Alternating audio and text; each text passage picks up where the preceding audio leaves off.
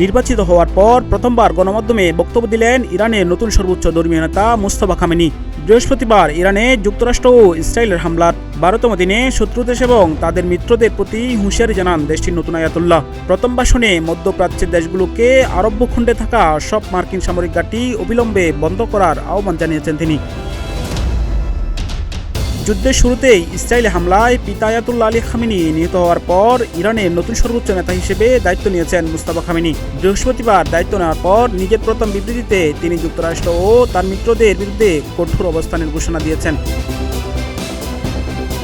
ইরানে রাষ্ট্রীয় টেলিভিশনে প্রচারিত ওই বিবৃতিতে মুস্তাফা খামেনি জাতীয় ঐক্যের ডাক দেন।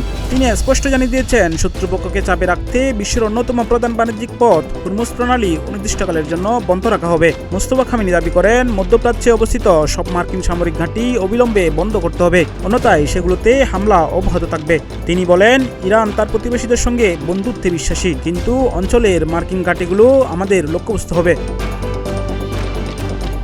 এ সময় তিনি আঞ্চলিক সশস্ত্র গোষ্ঠীগুলোর ভূমিকার কথা উল্লেখ করে বলেন, ইয়েমেনের যোদ্ধারা তাদের দায়িত্ব পালন করবে এবং ইরাকের গোষ্ঠীগুলো ইসলামী বিপ্লবকে সহায়তা করতে প্রস্তুত। মুস্তাফা খামেনি বলেন, মধ্যপ্রাচ্যে অবস্থিত সব মার্কিন সামরিক ঘাঁটি অবিলম্বে বন্ধ করতে হবে, অন্যথায় সেগুলোতে হামলা অব্যাহত থাকবে।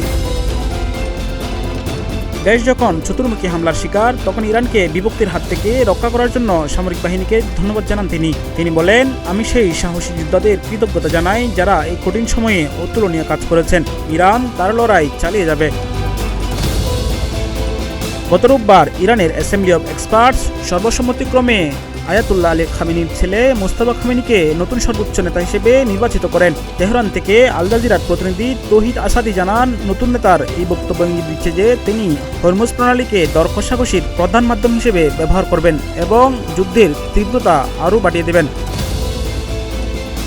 এর আগে পরমাণু আলোচনার মধ্যেই 28 ফেব্রুয়ারি ভোরে ইরানের রাজধানী তেহরান সহ বিভিন্ন এলাকায় যৌথভাবে হামলা শুরু করে ইসরায়েল যুক্তরাষ্ট্র। হামলায় প্রাণ হারান ইরানের সর্বোচ্চ ধর্মীয় নেতা আয়াতুল্লাহ আলী খামেনি সহ সামরিক বাহিনীর একাধিক শীর্ষ কর্মকর্তা। জবাবে কিছুক্ষণের মধ্যেই মধ্যপ্রাচ্য জুড়ে যুক্তরাষ্ট্রের বিভিন্ন সামরিক ঘাঁটিতে পাল্টা ক্ষেপণাস্ত্র হামলা চালায় ইরান। হামলা চালানো হয় ইসরায়েলের বিভিন্ন এলাকায়ও। আরাফাত বিন হাসান, প্রতিদিনের বাংলাদেশ।